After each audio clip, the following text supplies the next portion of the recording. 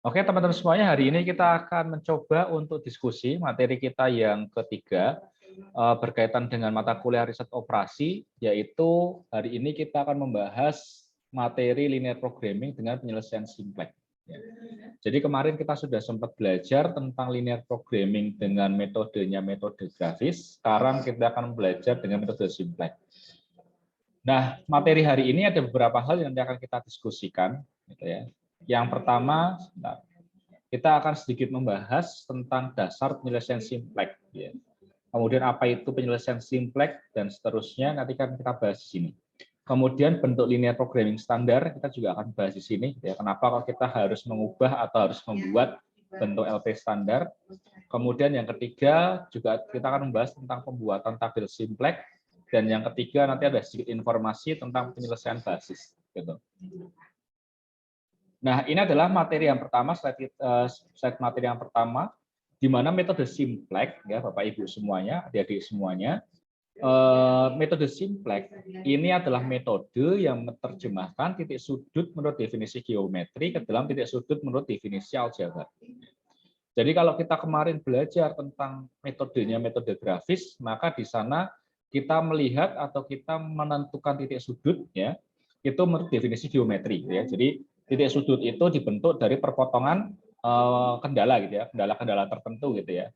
Itu menurut definisi geometri, ada gambarnya, ya. Jadi kalau kita kemarin berbicara grafis, itu titik sudut menurut definisi geometri. Nah, untuk simplex kita akan membuat atau kita akan menerjemahkan, gitu ya, permasalahan, kendala, tujuan, gitu ya, ke dalam definisi aljabar. Jadi kita tidak lagi berbicara tentang gambar-gambar, kita tidak lagi membuat suatu bentuk geometri tertentu, tetapi kita sudah membuat definisi atau model dari aljabarnya. Itu adalah tentang simplex. Jadi sekali lagi di simplex kita tidak lagi berbicara tentang gambar-menggambar, ya, grafis-grafis, tidak, tapi kita sudah masuk ke dalam definisi aljabar. Kemudian di poin kedua, untuk menggunakan metode simplex, pertama-tama semua kendala harus dinyatakan lebih dahulu dalam bentuk LP standar. Ya. Jadi kalau kita mau menggunakan simplex, maka tidak serta-merta kita bisa membuat model tidak serta-merta kita bisa menghitung, gitu ya, persamaan-persamaan tersebut dan mencari titik optimalnya, tidak. Ya. Jadi kalau kita menggunakan simplex, maka nanti ada yang kita sebut sebagai bentuk LP asli atau linear programming asli. Ya. Kemudian dari linear programming asli kita harus ubah sedemikian rupa sehingga menjadi bentuk LP standar. Ya. Setelah LP standar itu selesai, maka kita harus membuat tabel simplex pertamanya. Jadi tidak instan, ya, tidak instan kita langsung menghitung aljabarnya, tidak, tapi ada step-step yang harus kita kita lakukan. Ya. Nah, pertanyaannya, apa itu LP standar? Dari poin ketiga sudah bisa dilihat oleh Bapak Ibu semuanya, dari semuanya, bahwa LP standar ini merupakan, atau linear programming standar, ini merupakan suatu proses untuk merubah, ya, kendala dari bentuk ketidaksamaan menjadi kendala dalam bentuk kesamaan. Kemarin di soal yang kemarin, di linear programming yang grafis, kita tahu bahwa kendala-kendala dalam linear programming biasanya berbentuk pertidaksamaan. Ya. Misalnya XE ditambah 2XI kurang dari sama dengan 6. Ya. Jadi tandanya tidak persamaan, tidak sama dengan, tetapi tandanya pertidaksamaan, yaitu kurang dari sama dengan atau lebih dari sama dengan. Ya. Nah, kalau kita masih mempunyai kendala-kendala dalam bentuk pertidaksamaan, maka kita harus ubah dulu kendala tadi, gitu ya, menjadi bentuk persamaan, ya, menjadi bentuk persamaan. Nah, setelah diubah menjadi bentuk persamaan, nah bentuk persamaan itulah yang nanti disebut sebagai bentuk LP standar, gitu ya. Gitu. Nah, bagaimana kita membuat LP standar, nanti ada cara-caranya, ada aturan-aturannya, gitu ya, ada aturan-aturannya. Salah satu aturannya adalah dengan menambah variabel slack atau mengurangi variabel surplus. Nanti akan kita lihat contohnya. Jadi jangan khawatir. Nah, hasilnya adalah suatu sistem persamaan yang jumlah variabelnya lebih banyak daripada jumlah persamaannya, gitu ya. Kemudian sistem persamaan ini nanti menghasilkan titik optimal yang tidak unik atau jumlahnya tak terhingga. Jadi kalau kita membuat tidak membuat bentuk LP standar, nanti akan dimungkinkan, ya, memenuhi atau kita akan dimungkinkan untuk menemukan hasil titik penyelesaian yang tidak unik atau jumlahnya tak terhingga. Ya, maka dari itu kita perlu mengubahnya menjadi bentuk LP standar seperti itu.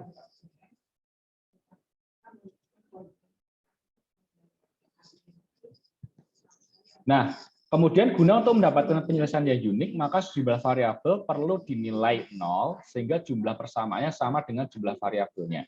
Ya. Dengan cara ini akan diperoleh titik penyelesaian yang unik atau disebut sebagai penyelesaian basis. Untuk penyelesaian basis ini akan dibahas di slide akhir gitu ya. Kita akan memberikan contoh bagaimana kasus ya, berikan contoh kasus bagaimana kalau jumlah variabel yang ada gitu ya, itu lebih banyak dibandingkan dengan jumlah persamaannya gitu ya. Kalau ada dua variabel ya, ada dua variabel, kalau kita mau mencari tahu penyelesaian variabel dua variabel ini, misalnya ada variabel X1 sama X2 gitu ya. Kalau kita mau mencari tahu nilai X1 dan X2, maka paling tidak harus ada dua persamaan di sana gitu ya. Kalau kita menemukan ada 4 variabel, persamaannya ada 2, maka itu nanti akan menghasilkan penyelesaian yang tidak unik gitu ya. Tidak unik. Nah, supaya kita menghasilkan penyelesaian yang unik, maka kita perlu mengumpamakan atau mengasumsikan gitu ya, variabel-variabel lain dengan nilai 0. Nanti akan kita akan lihat contohnya di slide saya yang terakhir gitu ya. Nah, kita ke poin 3. Penyelesaian basis, gitu ya, penyelesaian basis akan terletak pada suatu ruang yang disebut sebagai ruang visible. Kemarin kita sudah sempat membahas tentang ruang visible. Gitu ya. Ruang visible adalah ruang yang memenuhi kendala secara simultan. Kalau ada 6 kendala, maka ruang visible itu adalah ruang yang memenuhi 6 kendala secara simultan. Bukan hanya kendala 1, bukan hanya kendala 2, bukan hanya kendala 3, tapi ke-6 kendala itu harus dipenuhi secara simultan. Nah, ruang atau bidang yang memenuhi semua kendala itulah disebut sebagai ruang visible. Ya. Jadi masih sama, simplex masih sama dengan grafis. Di sana kita tetap menggunakan ruang visible, gitu ya, untuk untuk menyelesaikan persoalannya. Kemudian di poin keempat, metode simplex dilakukan dengan mencari penyelesaian basis awal, kemudian bergerak ke arah penyelesaian basis lainnya yang dapat memperbaiki nilai fungsi tujuan. Kalau kemarin kita menganalisis dengan menggunakan grafis, gitu ya, kita harus menemukan bidang visibelnya dulu. Nanti ada sudut A, B, C, D, E, F, gitu ya. Jadi sudut A, B, C, D, F. Kemudian kita gambarkan kita gambarkan grafik dari fungsi tujuannya. Kemudian kita tarik gitu ya, menjauhi sumbu origin atau menjauhi titik A. Gitu ya. Nah, kalau simplex nanti penghitungannya bukan menggunakan cara seperti ini, tapi penyelesaiannya adalah dengan menyelesaikan dulu basis awal, kemudian dia bergerak gitu ya, ke arah penyelesaian basis lainnya, sehingga nanti akan ditemukan nilai dari fungsi tujuan yang paling bagus. Gitu ya. Atau dengan kata lain di poin 4 adalah memperbaiki nilai dari fungsi tujuan. Nanti kita akan berikan contohnya. Gitu ya. Hal ini dilakukan sampai mendapatkan bidang penyelesaian basis yang memberikan nilai fungsi tujuan terbaik, maksimum atau minimum. Ya, jadi proses ini nanti akan berlangsung terus. Ya. Jadi misalnya diselesaikan di titik A, ya, simplexnya diselesaikan dulu di titik A.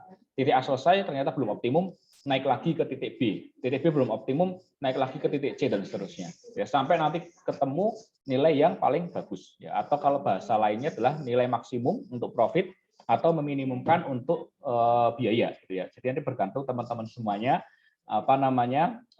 soalnya gitu ya, apakah memaksimumkan atau meminimumkan. Jadi bisa dua-duanya. Jadi bergantung soal yang nanti teman-teman hadapi. Kemudian ya, metode simplex ini nantinya digunakan untuk menyelesaikan LP yang melibatkan lebih dari 2 variabel keputusan. Ya. Jadi adik-adik semuanya tidak bisa menggunakan metode grafis kalau variabel keputusannya lebih dari 2. Gitu ya. 3, 4, 5, 6 dan seterusnya tidak bisa kalau menggunakan grafis. Bisa nggak ya? Bisa-bisa aja sebenarnya, cuma pusing nanti gitu ya. Karena gambarnya bukan lagi 2 dimensi tapi jadi 3 dimensi, jadi 4 dimensi, 5 dimensi, jadi pusing gitu ya. Sehingga untuk mengurangi error gitu ya, untuk meminimumkan error, maka ada bisa digunakan metode simplex gitu ya. Bisa digunakan metode simplex. Jadi kalau teman-teman nanti semuanya menemukan soal di mana di sana ada lebih dari 2 variabel keputusan, silakan gunakan simplex. Pak, kalau semisal ada 2 variabel keputusan, kemudian saya menggunakan simplex, boleh atau enggak, Pak? Boleh. Ya.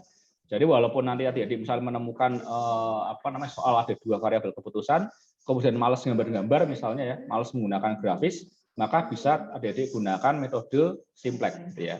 Ketemunya nanti akan sama, pasti sama. Gitu ya. Jadi hasilnya pasti sama. Nanti kita akan lihat contohnya di sini. Gitu ya. Kemarin kita ada contoh soal cat gitu ya, cat eksterior, cat interior gitu, yang kita selesaikan dengan grafis. Nanti kita akan coba untuk menyelesaikan soal itu dalam bentuk simplex. Gitu ya.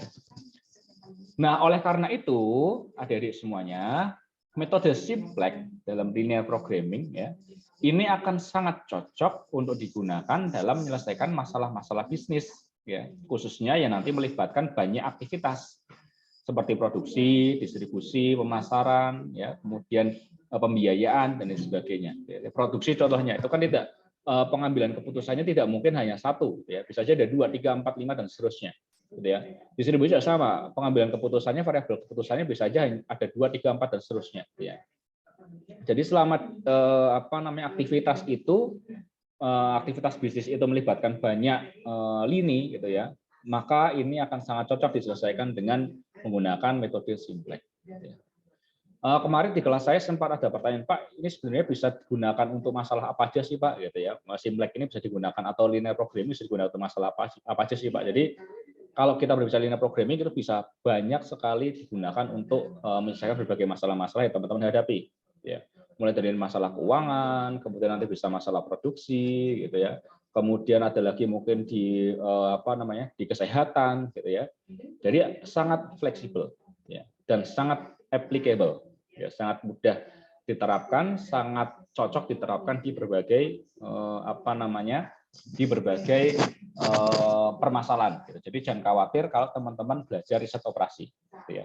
Jadi ini sangat fleksibel untuk menyelesaikan banyak masalah yang ada di masyarakat. Nah, kemudian kita berbicara ke bentuk LP standar. Bentuk LP asli, gitu ya, mungkin mempunyai kendala dengan berbagai macam tanda. Ya. Tadi saya bilang, kalau di linear programming tipe simplex atau penyelesaian simplex, nanti adik-adik semua akan mengenal LP asli, kemudian adik-adik juga akan mengenal LP standar. LP asli ini adalah kendala ya, atau adalah kendala atau tujuan, gitu ya, yang tandanya, gitu ya, atau tanda hubungnya, gitu ya, dia masih berupa tanda pertidaksamaan. Bisa saja kurang dari sama dengan, bisa saja lebih dari sama dengan, atau bahkan mungkin variabel yang unrestricted. Jadi LP asli seperti itu, adik-adik semuanya. Jadi LP asli adalah bentuk asli dari linear programming. Kayak contoh kemarin kita belajar ada cat ya, ada persamaan kendala XE ditambah 2XI kurang dari sama dengan 6. Nah, ini adalah LP asli. Ya. Jadi bentuk asli masih dalam bentuk pertidaksamaan. Kemudian bentuk LP asli ini ya, yang nantinya akan menjadi acuan untuk diubah ke dalam bentuk standar. Ya, atau ke dalam bentuk linear programming standar. Sehingga gitu ya, nanti bisa kita lihat gitu ya, bisa kita cirikan bentuk LP standar ini ya, mempunyai ciri-ciri bahwa yang pertama, nanti semua kendala ini tidak lagi berupa pertidaksamaan ya, tetapi sudah menjadi persamaan ya. Jadi semua kendala nanti bukan lagi pertidaksamaan bentuknya, tetapi sudah dalam bentuk persamaan. Kemudian yang kedua, semua variabel non-negatif. Jadi tidak ada variabel unrestricted. Jadi semua variabelnya pasti non-negatif atau lebih besar sama dengan 0. Variabel unrestricted begitu. Jadi variabel yang nilainya tidak non-negatif, gitu ya. Jadi tidak non-negatif. Itu disebut sebagai variabel unrestricted. Kemudian fungsi tujuannya maksimum atau minimum. Jadi nanti bisa maksimum, bisa minimum fungsi tujuannya. Jadi ini adalah bentuk atau ciri dari bentuk LP standar. Jadi ada bentuk asli, ada bentuk standar. Ya. Jadi kalau asli ini masih dalam bentuk pertidaksamaan, tetapi kalau linear programming standar semuanya sudah dalam bentuk persamaan. Nah, ini adalah contohnya adik-adik semuanya. Bagaimana untuk mengubah atau membuat linear programming standar atau mengubah LP asli ke LP standar. Ya. Caranya adalah sebagai berikut. Ya. Yang pertama, kendala tipe kurang dari sama dengan dapat dikonversikan menjadi persamaan dengan menambahkan variabel slack pada sisi kiri kendala. Jadi kalau adik-adik semuanya nanti menemukan kendala yang tandanya kurang dari sama dengan, maka kita bisa membuat LP asli ya dengan cara menambahkan variabel slack pada sisi kiri kendala. Contoh, ya. Ada kendala, ini adalah LP aslinya, gitu ya. Ada X1 ditambah 2X2 kurang dari sama dengan 6. Ya. Ini masih LP asli. Bagaimana kita mengubah ini menjadi LP standar? Maka kita perlu menambahkan variabel slack, ya, variabel slack. Sehingga nanti bentuknya menjadi X1 ditambah 2X2 ditambah S1. Ya, S1 inilah yang kita kenal sebagai slack, adik-adik semuanya. Ya. Nah, yang tadinya tandanya kurang dari sama dengan akan berubah tandanya menjadi sama dengan. Jadi tidak lagi kurang dari sama dengan 6, tapi berubah menjadi sama dengan 6. Ya. Variabel slack ditambahkan di sisi kiri kendala. Di sisi kiri kendala. Ini adalah cara yang pertama. Kalau tandanya adalah kurang dari sama dengan. Ya. Pak, bagaimana kalau tandanya lebih besar sama dengan? Kalau lebih besar sama dengan, ya, masuk ke poin yang kedua. Ya. Kendala tipe lebih besar sama dengan dikonversikan menjadi persamaan dengan mengurangkan variabel surplus. Ya. Jadi mengurangkan variabel surplus. Contoh, 3X1 ditambah 2X2 dikurangi 3X3 lebih besar sama dengan 5. Ya, di sini. Ini adalah bentuk asli. Bentuk linear programming asli atau LP asli. Ya, 3X1 ditambah 2X2 min 3X3 lebih besar sama dengan 5. Supaya kita bisa membuat bentuk standarnya, LP standarnya, maka kita perlu mengurangkan dengan variabel surplus karena tandanya lebih besar sama dengan. Sehingga nanti berubah persamaannya menjadi 3X1 ditambah 2X2 dikurangi 3X3 dikurangi S2 sama dengan 5. Ya. Kok tandanya sama S, Pak? Iya. Jadi S ini artinya bisa slack, bisa surplus. Yang membedakan nanti tanda depannya, ya, tanda operasinya. Kalau plus ini artinya S-nya adalah slack, kalau negatif S-nya artinya adalah surplus. Ya, betul. Kemudian ada S1, ada S2. Kalau S1 berarti artinya dia slack atau surplus dari kendala 1. Kalau S2 artinya dia slack atau surplus dari kendala 2. Ya. Jadi nanti diberi nama sesuai dengan kendala berapa yang sedang teman-teman ubah, gitu ya. Nah, kemudian perhatikan di sini tandanya, tanda bacanya ya tidak lagi pertidaksamaan, ya, bukan lagi pertidaksamaan, tapi sekarang berubah menjadi persamaan. Ya. Jadi ada berubah menjadi persamaan. Nah, yang di sisi kiri panah hitam ini yang adik-adik lihat, ini adalah bentuk LP asli, ya. Di sini ada bentuk LP asli. Dan yang di kanan sini, di kanan tanda panah hitam, ya, ini adalah bentuk dari LP standar. Ya, ini yang sudah kita ubah bentuknya menjadi LP standar. Nah, itu adalah cara untuk mengubah sistem pertidaksamaan menjadi sistem persamaan di dalam linear programming. Ya, jadi kalau ada pertanyaan nanti bisa langsung disampaikan ya adik-adik semuanya. Jadi jangan ragu untuk bertanya. Kemudian aturan berikutnya, ya, sisi kanan persamaan selalu dapat dirubah menjadi non negatif, ya, dengan mengalihkan sisi kiri dan sisi kanan persamaan dengan bilangan -1. Gitu ya. Jadi karena tadi syaratnya adalah syarat non negatif, gitu ya. Jadi hasil yang non negatif di belakang sini, ya, hasil negatif yang di belakang sini kita bisa selalu ubah menjadi non negatif dengan cara mengalihkan sisi kiri persamaan dan sisi kanan persamaan dengan bilangan -1. Ya.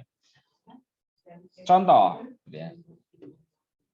2x1 ditambah 3x2 min 7x3 sama dengan min 5. Kita mau mengubah min 5-nya supaya jadi positif atau supaya angkanya tidak lagi non negatif, gitu ya. Sorry, tidak lagi negatif, tetapi menjadi non negatif.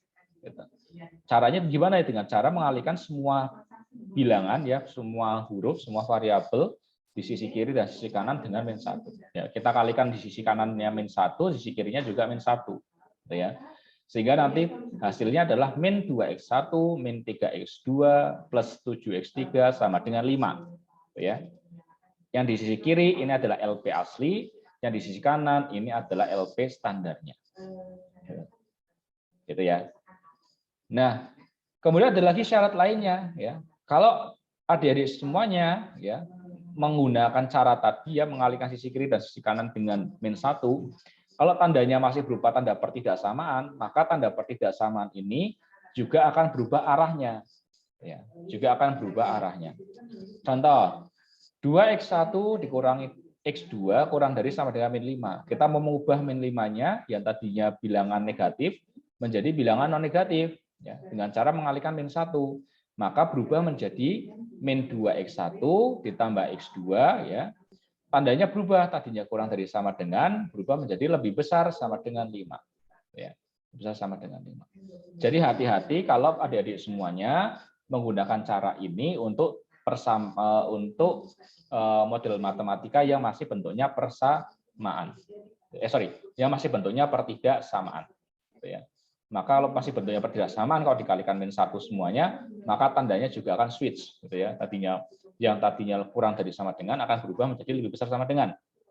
Yang tadinya lebih besar sama dengan akan berubah menjadi kurang dari sama dengan. Nah, ini adalah untuk aturan yang ketiga. Gitu ya. Kemudian berikutnya untuk variabel unrestricted. Tadi bahwa di linear programming di linear programming variabelnya harus non negatif. Ya. Kalau ada variabel-variabel yang sifatnya negatif, ya, maka atau disebut sebagai variabel unrestricted, ya, maka variabel ini harus diubah dulu bentuknya. Ya, harus diubah dulu bentuknya. Contoh, ya, ada persamaan y sama dengan 0 nih misalnya, y sama dengan 0. Ya. Maka kita harus ubah bentuknya, y ini kita ubah menjadi bentuk y sama dengan y aksen dikurang y double aksen. Ya. Di mana y aksen dan y double aksen ini nilainya lebih besar daripada 0. Ya. Sehingga kalau kita jumlahkan sebenarnya kalau kita kalau kita operasikan gitu ya, sebenarnya hasilnya sama dengan ini, gitu ya. Sama dengan ini, gitu. Atau bisa juga nilainya ini.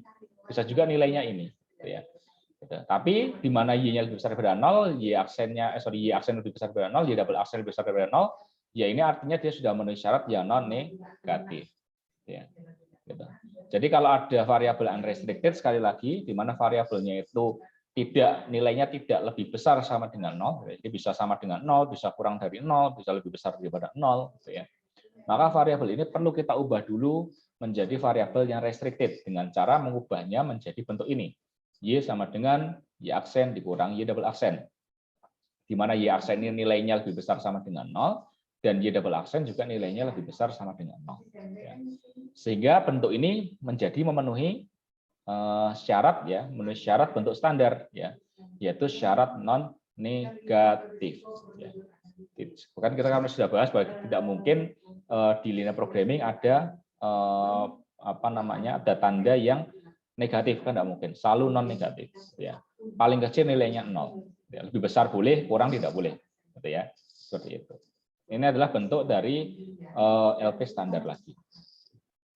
Nah, kemudian linear programming ya dalam mengubah tadi ini kendala ya. Ini untuk kendala. Ini masih bentuk untuk kendala sama untuk variabel gitu ya. Dan yang ini untuk yang fungsi tujuannya. Jadi fungsi tujuan ya. Ini kita bisa ubah memaksimumkan menjadi meminimumkan dengan catatan kanan sama kirinya harus adil gitu ya. Kalau yang kanan dikalikan negatif, yang kiri juga harus dikalikan negatif gitu ya. Contoh, misalnya memaksimumkan Z sama dengan 5x1 ditambah 2x2 ditambah 3x3 gitu ya.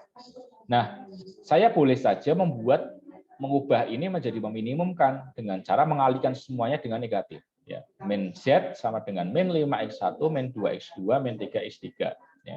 Jadilah semuanya bentuknya negatif. Ya, ini it's okay. Teman-teman mau ubah bentuknya seperti ini, it's okay. Ya. Selama adil, nanti hasilnya akan sama.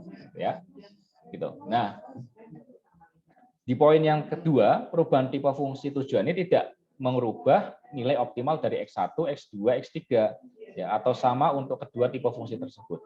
Perbedaannya hanya terletak pada tanda dari koefisien fungsi, yaitu berlawanan satu sama lain. Jadi titik optimalnya tidak akan berubah, walaupun teman-teman menambahkan minus ya di kanan sama di kiri, ya selama sama ya, selama adil, kalau kanan dikali minus, yang kiri dikali minus, itu tidak akan mengubah titik optimalnya. Ya, titik optimalnya akan tetap sama. Ya. Yang bedakan ya tadi, ya koefisiennya menjadi berlawanan ya, antara satu sama lainnya. Hanya beda itu saja. Tetapi titik optimalnya sekali lagi tidak berubah. Gitu. Nah, sampai sini bisa dipahami dulu? Sampai sini bisa dipahami dulu? Sampai sini bisa dipahami? Pak. Iya, Pak. Oke. Sambil jalan, Pak. Oke, sambil jalan. Ya. Mungkin nanti kalau ini sudah selesai, kita akan coba bahas soal saya yang kemarin ya. Saya kan kemarin memberikan soal contoh untuk apa namanya, untuk modeling ya, yang matematik modelingnya. Nanti kita akan coba garap latihan yang kemarin. Karena ini saya masih merekam materi ini supaya bisa ditonton kembali oleh teman-teman di YouTube. Maka saya langsung ke materi dulu. Gitu. Nah, oke, kita kembali ke sini, adik-adik semuanya. Di slide adik-adik melihat ya di layar PC adik-adik atau di gadget adik-adik, terlihat ini adalah contoh bentuk-bentuk dari linear programming asli, bentuk LP standar, sama bentuk tabel simplex pertama. Jadi di pertemuan ini saya belum membahas bagaimana menghitung titik optimalnya dengan simplex, gitu ya. Tetapi saya masih menata adik-adik, gitu ya, bagaimana supaya kita bisa menata datanya dulu sehingga siap untuk dihitung dengan menggunakan metode simplex, gitu ya. Jadi tidak serta-merta langsung digarap gitu aja selesai, enggak. Jadi ada metodenya, ada step-step yang harus kita lewati sebelum kita bisa menentukan titik optimal dengan menggunakan metode simplex. Nah, adik-adik semuanya, tadi bisa lihat dulu di sisi sini, di sisi kiri atas, ya. Ini adalah bentuk asli adik-adik semuanya. Ya. Ini adalah bentuk asli dari model linear programming. Ada Z sama dengan 2X1 ditambah 3X2, ini adalah untuk fungsi tujuannya, gitu ya. Kemudian ada fungsi kendalanya, ada 1, 2, 3, 4, 5, gitu ya. Ada X1 ditambah X2 sama dengan 10, kemudian ada min X1 ditambah 3X2 kurang dari sama dengan min 5, kemudian ada 7X1 dikurangi 4X2 kurang dari sama dengan 6, ya. Kemudian ada kendala yang X1-nya unrestricted, ya. Kemudian ada X2 lebih besar sama dengan 0. Ya, ini sudah kendala non negatif ya ini ya. Jadi tidak perlu kita perhitungkan untuk yang X2 karena dia sudah X2 lebih besar sama dengan 0. Dia sudah kendala non negatif. Jadi it's okay, ya. Nah, misi kita adalah mengubah bentuk asli ini nanti menjadi bentuk LP standar, ya. Langkah pertama yang harus kita lakukan adalah kita lihat dulu di antara semua ini ada tidak variabel yang unrestricted, ya, karena berkaitan sama variabel, gitu ya. Jadi kita lihat dulu yang kaitannya sama variabel.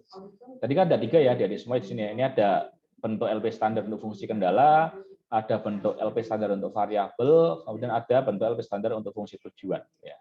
Nah, kita utamakan dulu yang variabel. Ya. Ada enggak apa namanya bentuk asli dari variabel yang harus kita ubah menjadi bentuk linear programming standar. Ya. Di sini ada satu, yaitu X1. Ya. X1 tertulis bahwa X1 di sini ada unrestricted, berarti nilainya tidak lebih besar sama dengan 0. Ya. Nilai tidak lebih besar sama dengan 0.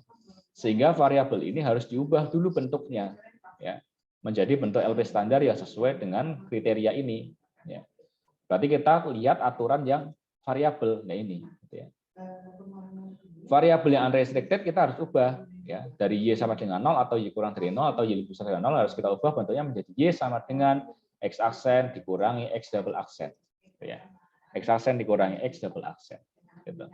Nah, saya di sini ada contohnya X1-nya adalah unrestricted, berarti kita harus ubah dulu X1-nya menjadi X1 sama dengan X1 aksen dikurangi X1 double aksen.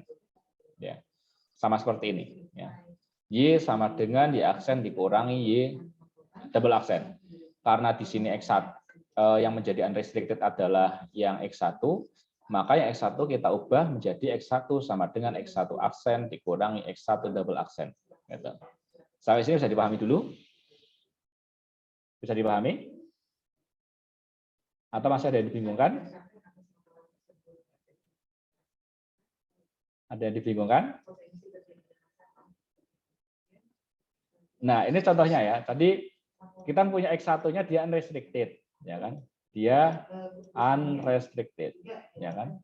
Sehingga kita harus ubah ini ya menjadi bentuk linear programming standar ya, yaitu bentuknya menjadi X1 sama dengan X1 aksen dikurangi X1 double aksen.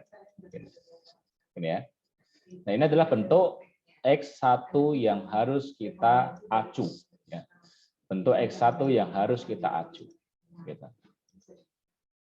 Nah, kita kembali ke sini ya. Setelah kita membuat X1 ya, jadi kita ubah ya. Jadi bentuk aslinya X1 ini yang unrestricted adalah tadi ya. X1 sama dengan X1 X1 aksen dikurangi X1 double aksen. Nah, karena banyak variabel atau banyak persamaan atau pertidaksamaan yang ada di bentuk asli adalah X1 ya. Contohnya ini ada 2X1, di sini ada X1, di sini ada min 2X1, ada 7X1. Nah, maka semua yang ada X1-nya harus kita ubah dulu ke dalam bentuk yang tadi. Ya. Contohnya di sini ada Z sama dengan 2X1 ditambah 3X2. Ya. Di sini ada X1, maka X1-nya harus kita ubah menjadi bentuk tadi, yaitu X1 aksen dikurangi X1 double aksen. Ya. Gitu. Nah, tadi ada Z sama dengan ya, Z sama dengan mana sebentar aku. Nah, Z sama dengan 2X1 ditambah 3X2 ya kan? 2X1 ditambah 3X2 ya kan? Nah, ini ada X1-nya di sini ya. Sehingga ini harus kita ubah menjadi bentuk 2 dikali X1 aksen dikurangi X1 double aksen ya ditambah 3X2 ya. Nah, sehingga gitu ya, sehingga nanti ini akan sama dengan 2X1 aksen ya dikurangi 2X1 double aksen ditambah 3X2 gitu. Nah, ini adalah bentuk LP standar dari fungsi tujuannya, gitu ya. Ini adalah bentuk LP standar dari fungsi tujuannya. Gitu. Kenapa kok diubah X1 aksen sama X1 double aksen ya? Karena tadi X1-nya adalah unrestricted soalnya, ya, unrestricted, sehingga harus kita ubah. Kalau di soal tidak diketahui atau tidak dipersoalkan atau tidak diketahui bahwa X1-nya unrestricted, ya maka kita tidak perlu mengubah ini, ya, tidak perlu mengubah ini. Tapi karena dia X1 unrestricted, maka kita harus ubah dulu bentuknya. Oke, ini adalah yang berkaitan sama fungsi tujuan. Nah ini ya, jadi 2X1 aksen dikurangi 2X1 double aksen ditambah 3X2. Ya, ini adalah bentuk LP standar dari LP aslinya ini. Ya. Pak, di sana kok ada 0S2, ada 0S3, nanti akan kita bahas. Ya, kenapa kok di sini ada 0S2, ada 0S3. Gitu ya. Ini sebenarnya nanti hanya untuk memudahkan kita saja. Gitu. Nah, kembali lagi ke sini. Ya. Di kendala 2, di sini ada persamaan X1 ditambah X2 sama dengan 10. Ya. Ini ada X1-nya. Ya, karena X1 unrestricted, dan nanti kita sudah punya persamaan X1 yang baru, maka kita ubah X1-nya menjadi X1 aksen dikurangi X1 double aksen ditambah X2 sama dengan 10. Ya. Pak, kenapa di sini tidak ditambahkan slack, Pak, atau tidak ditambahkan surplus? Ya karena tandanya sudah sama dengan, ya. Di sini sudah sama dengan, sehingga kita tidak perlu menambahkan surplus, tidak perlu menambahkan slack, atau tidak perlu mengurangi surplus. Ya. Jadi tidak perlu ada S lagi di sini. Ya, karena di sini sudah sama dengan. Yang perlu kita ubah hanya X1-nya. Ini pun kita ubah karena X1-nya adalah unrestricted. Kalau X1-nya ini lebih besar daripada 0, ya maka langsung aja kita tulis di sini lagi X1 ditambah X2 sama dengan 10. Ya, tapi karena dia unrestricted, maka kita ubah menjadi X1 aksen dikurangi X1 double aksen plus X2 sama dengan 10. Gitu. Nah, ini adalah untuk kendala yang satu. Ini kendala pertama ya, kendala satu. Kemudian yang kendala kedua juga sama. Ya. Kendala kedua di LP aslinya adalah min 2x1 ditambah 3x2 kurang dari sama dengan min 5. Ya. Min 2x1 ditambah 3x2 kurang dari sama dengan min 5. Ya. Nah, ini bisa kita ubah lagi. Kita harus kita ubah lagi nih X1 nih. Jadi X1 kan. Nah, harus kita ubah lagi bentuknya menjadi min 2x1 aksen ditambah 2x1 double aksen ditambah 3x2 gitu ya. Ditambah S2 sama dengan min 5. Ya, di sini ada plus S2 ya. Berarti S2 di sini maknanya adalah slack ya. Arti maknanya ada slack. Kenapa kok ada slack, Pak? Karena di sini kurang dari sama dengan ya. Kurang dari sama dengan. Ingat aturan tadi di sini ya, aturan tadi di sini. Kurang dari sama dengan dikonversikan dengan cara menambah variabel slack, menambah ya, bukan mengurangi. Ya, menambah variabel slack. Sehingga di sini menjadi plus S ya. Kenapa kok S2, Pak? Berarti artinya bahwa S di sini itu adalah slack milik kendala 2 gitu ya. Slack milik kendala 2.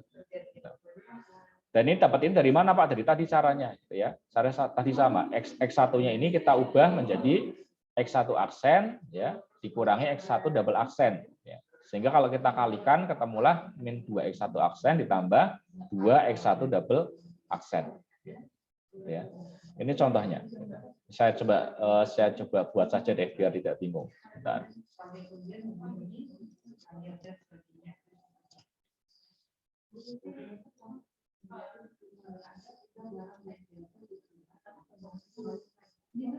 Nah, ini ya contohnya ya.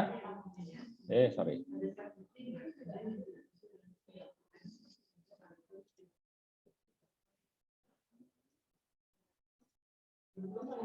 Nah, ini contohnya. Tadi ada persamaan min 2x1 ya kan? Tadi berapa ya? Min 2x1 ditambah 3x2 ditambah 3x2 kurang dari sama dengan min 5 ya, min 5. Ini adalah LP aslinya ya, LP aslinya. Kita ubah menjadi LP standar, maka diubah menjadi min 2 ya, X1-nya kita ubah menjadi X1 aksen dikurangi X1 double aksen ya, ditambah 3 ya, X2 gitu ya. Kemudian ini tandanya kurang dari sama dengan, sehingga kita harus tambah slack ya. Slack-nya slack berapa? Slack 2 ya, karena ini adalah kendala 2 ya. Kemudian jadilah sama dengan min 5 di sini ya. Nah, ini kita bisa kalikan, yang ini bisa kita kalikan ya, bisa kita kalikan sehingga ketemu min 2x1 aksen ya, 1 aksen kemudian ditambah ya. Kan min ketemu min jadi plus ya. X1 double aksen ada 2 di sini ya. Kemudian ditambah 3x2 ditambah S2 sama dengan min 5 ya. Nah, ini adalah bentuk linear apa ya, LP standar dari kendala yang ketiga ya. LP standar dari kendala yang ketiga. Ini ya, min 2x1 ditambah min 2x1 aksen ditambah 2x1 double aksen plus 3x2 plus S2 sama dengan min 5 ya. Kemudian yang ketiga, kendala 3 juga sama. Di sini ada X1 ya. Maka kita kalikan juga menjadi dikali X1-nya kita ubah menjadi X1 aksen dikurangi X1 double aksen ya. Sehingga nanti ketemu nilainya 7x1 aksen dikurangi 7x1 double aksen minus 4x2 gitu ya. Karena ini tandanya kurang dari juga, maka ditambah slack ya. Ditambah slack. Slack-nya slack berapa? Slack 3 gitu ya. Slack 3. Karena dia ada di kendala 3, maka tandanya adalah slack 3 gitu ya. Sama dengan 6. Tadinya kurang dari sama dengan, di sini berubah menjadi sama dengan 6 gitu ya. Gitu. Nah, kendala yang ini, kendala yang unrestricted, ini bisa ditambahin di sini ya. Saya tambahkan di sini, ini menjadi X1 sama dengan X1 aksen dikurangi X1 double aksen ya. Di mana X1 double aksennya lebih besar daripada 0, X1 aksennya X1 aksen lebih besar daripada 0, X1 double aksen lebih besar daripada 0, X2-nya lebih besar daripada 0, dan S2 dan S3 juga lebih besar sama dengan 0 gitu ya. Nah, ini adalah cara untuk mengubah kendala ya dari bentuk asli menjadi LP standar, dari bentuk standar gitu ya. Nah, Kemudian kita kembali ke sini, kenapa ada 0S2 sama 0S3? Ini sebenarnya untuk membantu kita semua dalam membentuk atau membuat tabel simplex pertama. Ya. Di sini ada S1, di sini ada S2, maka kita perlu buat variabel boneka di sini, yaitu 0S2 sama 0S3. Ya.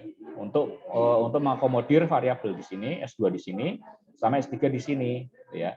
Kalau ada S4 gimana Pak? Ya juga kalau ada S4 maka di sini juga ditambah 0S4 gitu ya. Kalau ada S5 bagaimana Pak? Ya tambah S5 di sini dan seterusnya gitu ya.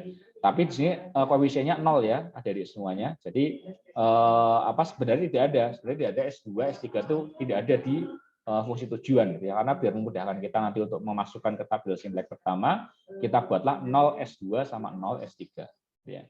Jadi dia sebenarnya tidak ada, tapi kita tuliskan di persamaan supaya tidak membingungkan kita saat mengubah menjadi tabel simplex pertama. Nah, ini adalah caranya untuk mengubah bentuk asli ke dalam bentuk LP standar. Nah, sampai sini apakah ada yang mau ditanyakan dulu? Silakan. Ada yang mau ditanyakan dulu? Masih aman? Masih aman ya? Yakin ya?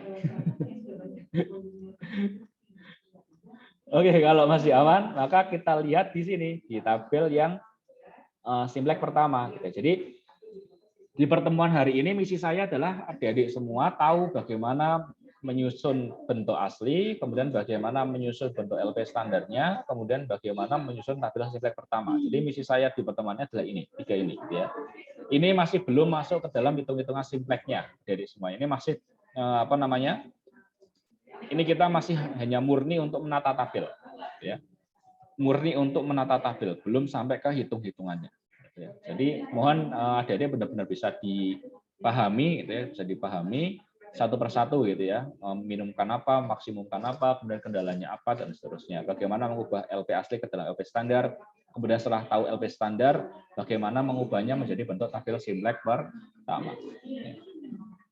Nah, setelah kita menemukan, setelah kita membuat bentuk LP standarnya, maka langkah berikutnya adalah kita membuat tabel simplex pertama. Kita membuat tabel simplex pertama. Bagaimana kita membuat tabel simplex pertama? Bisa kita lakukan dengan cara membuat kolom basis ya dan juga kolom dan juga kolom dan juga baris ya. Baris basis ya, baris basis ini diisi dengan variabel-variabel yang ada di fungsi tujuan ya. Di fungsi tujuan di LP standar ya. Maksudnya fungsi tujuan di LP standar ya. Contohnya di sini di LP standar ini ada variabelnya, ada Z, ada X1 aksen, ada X1 double aksen, ada X3, ada ada X2, ada X2, ada S3, ada S2 gitu ya. Gini. Nah, variabel-variabel ini nanti dimasukkan ke dalam baris basis ya, baris basis gitu. Saya rasa saya tidak perlu menjelaskan ya perbedaan koefisien itu apa, variabel itu apa, parameter apa ya. Jadi kalau adik-adik nanti masih bingung apa itu variabel, apa itu parameter gitu ya, kemudian apa itu koefisien, apa itu konstanta, silakan dibuka lagi materi ekonomi matematikanya gitu ya. Dan dibuka lagi materi matematika ekonominya gitu. Jadi itu untuk untuk baris basis. Kemudian untuk yang kolom ya. Yang kolom ini diletakkan variabel-variabel yang berkaitan sama perubahan di fungsi LP standar gitu ya. Maksudnya apa? Maksudnya yang pertama Z wajib ada ya, Z wajib ada. Kemudian yang di sini ya, kita lanjutkan dengan X1 aksen, X1 double aksen, S2 sama S3 ya. Di sini tidak ada X2 ya. Ini ada X2 kan. Tapi di sini tidak ada X2 gitu ya. Mengapa tidak ada X2? Karena X2 merupakan variabel asli ya. Atau variabel pengambilan keputusan dari dari model yang kita susun ya. Jadi untuk yang kolom basis yang bawah itu kita tidak perlu memasukkan variabel pengambilan keputusannya ya. Misalnya variabel pengambilan keputusannya adalah X1 X2, maka X1 X2 ini tidak perlu kita masukkan di sini ya. Paling itu ada X1 aksen sama X1 double aksen. Nah, X1 aksen sama X1 double aksen ini bukan variabel keputusan ya. Ini sudah menjadi bentuk LP standar dari X1 ya. Sehingga dia bukan lagi disebut sebagai variabel pengambilan keputusan. Ya. Variabel pengambilan keputusannya bukan X1 aksen, bukan X2 aksen, tapi X1 X1. Ya. Ya. Jadi maka di sini tidak ada X1, tidak ada X2. Adanya X1 aksen, X1 double aksen, S2 sama S3. Jadi hati-hati. Ya.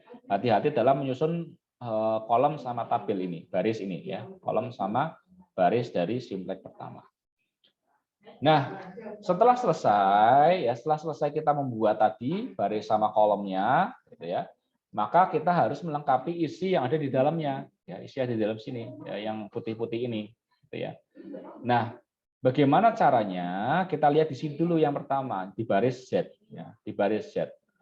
Artinya apa di baris Z ini? Artinya bahwa yang ada di baris ini adalah koefisien-koefisien dari fungsi tujuan, gitu ya. Koefisien-koefisien dari fungsi Z-nya. Koefisien dari fungsi Z-nya. Nah, khusus untuk Z, adik-adik semua harus hati-hati gitu ya. Di sini kan persamaan Z standarnya adalah Z sama dengan 2x1 aksen dikurangi 2x1 double aksen ditambah 3x2 ditambah 0s2 ditambah 0s3 gitu kan. Nah, sebelum memasukkan Z ini ke dalam baris yang ini gitu ya, di dalam baris Z di tabel simplex pertama, kita harus mengubahnya dulu menjadi bentuk fungsi implisit, ya, fungsi implisit, ya. Kalau masih bingung apa itu fungsi implisit, apa itu fungsi eksplisit, nanti silahkan dibuka lagi matematika ekonominya, gitu ya. Gitu, jadi karena kenapa kok RO dipelajarinya sekarang? Ya karena memang dasar dari RO nanti adalah matematika ekonomi, gitu ya. Matek dasarnya adalah matematika ekonomi. Gitu. Nah, ini adalah variabel eksplisit, ya. Variabel eksplisit. Ya. Jadi kita harus ubah ini menjadi variabel implisit. Ya. Bagaimana caranya mengubah variabel menjadi variabel implisit? Ya. Caranya mudah aja. Ya. Tadi mana ya? Oh, sorry. Nah, ini tadi kan persamaan Z-nya adalah Z sama dengan 2x1 aksen, ya, Z sama dengan 2x1 aksen, ya, dikurangi 2x1 double aksen, gitu kan. Kemudian ditambah 3x2, ditambah 3x2, ya, ditambah 0s2, ditambah 0s3, kan gini. Ini kan LP aslinya gitu ya. Ini masih disebut sebagai fungsi eksplisit. Ya. Ini disebut sebagai fungsi eksplisit.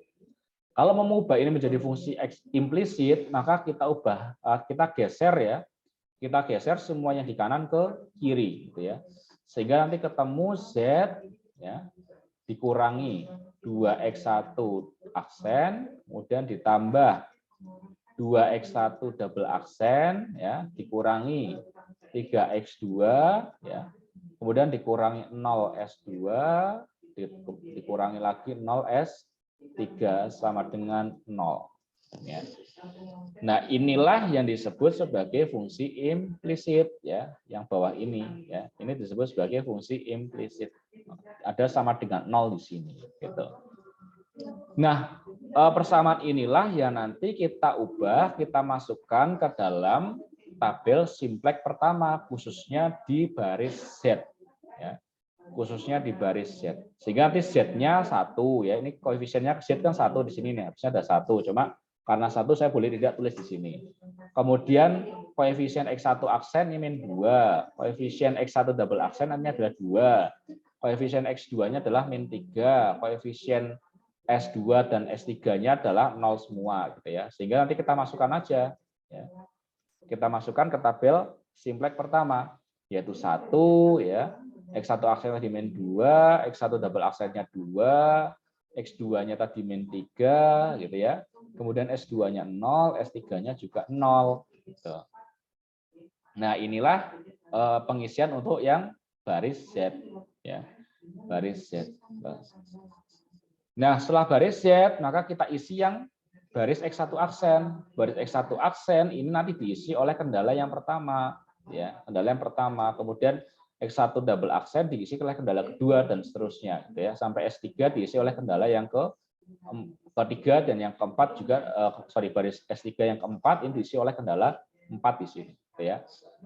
Nah, sekarang yang X1 aksen, ya. Ini dari kendala 1, ya. Di sini ada Z-nya, ada nggak di sini? Sini punya Z nggak? Oh, nggak ada Z-nya, berarti 0 ya. Di sini 0. Kalau nggak ada Z-nya ya 0 aja, nggak apa-apa, nggak usah bingung, gitu. Nggak usah dicari-cari. Gitu.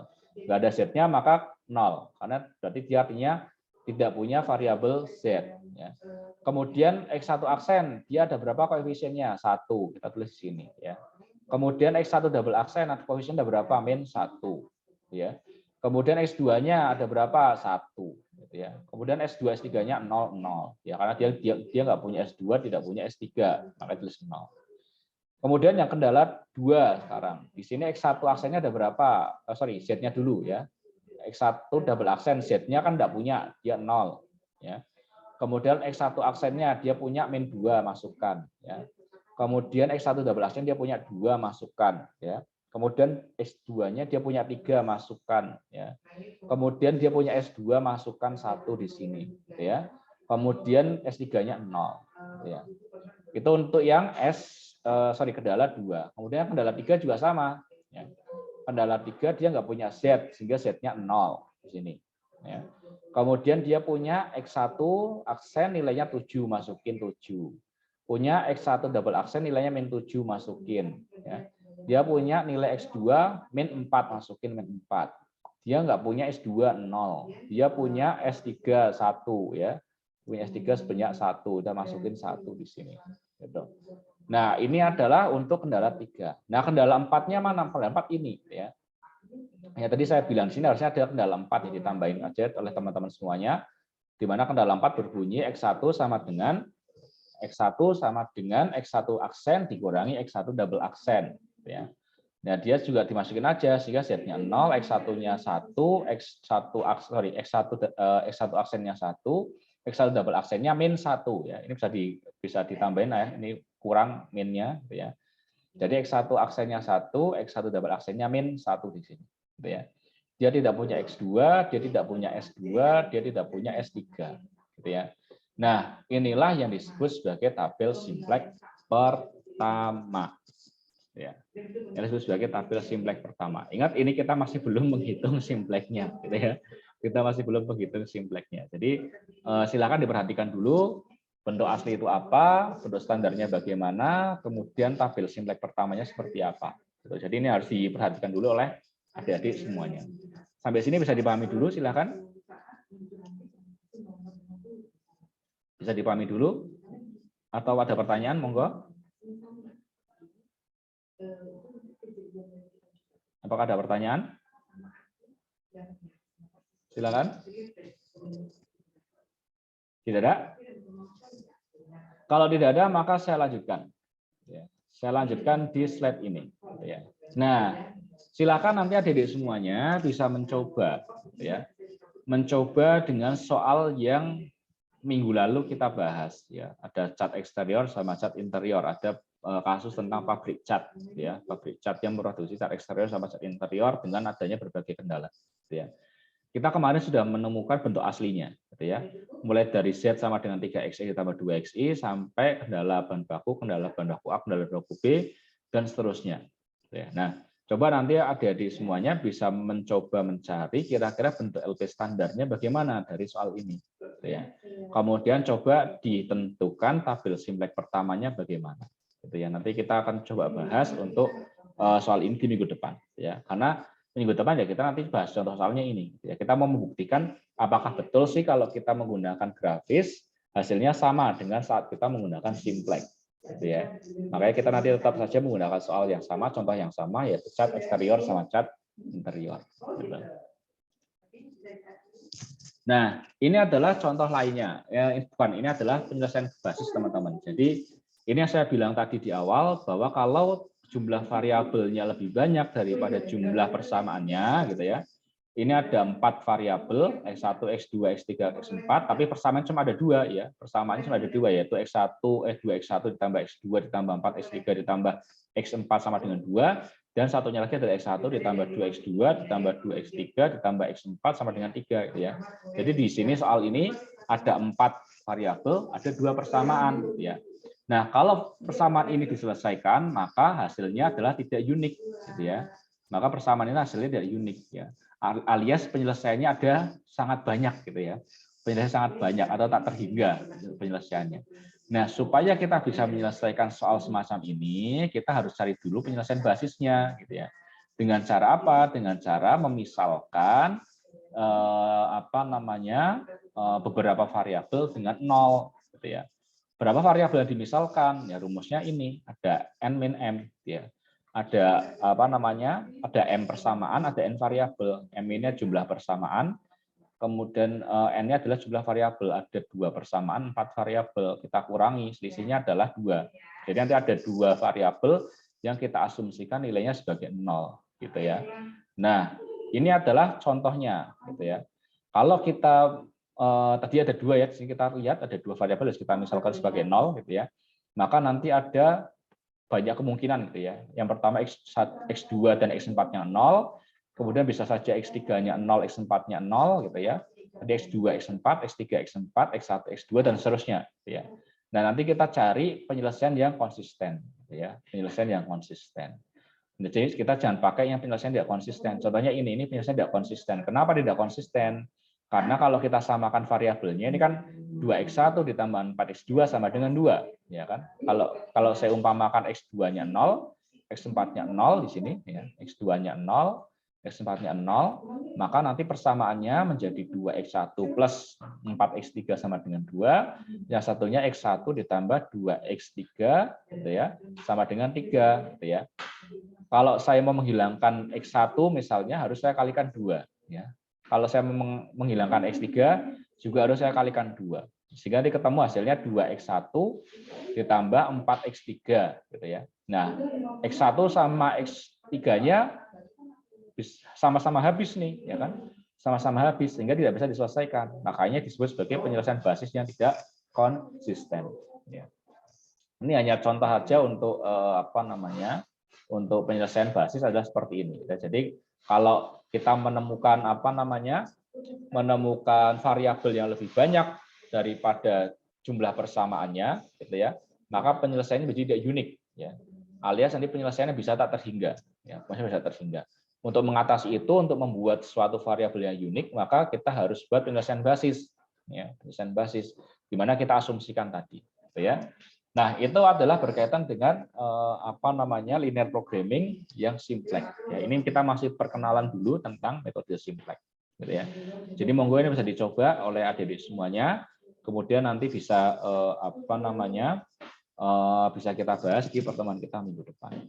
Oke, mungkin itu saya nanti akan matikan dulu rekamannya, kemudian kita akan lanjutkan dengan sesi tanya jawab, gitu ya. Oke, nanti jangan lupa kalau bingung nanti bisa dicek lagi di YouTube saya, gitu ya, Bapak Ibu semuanya, dari semuanya, saya akan upload di YouTube saya. Oke, itu dari saya. Terima kasih. Wassalamualaikum warahmatullahi wabarakatuh.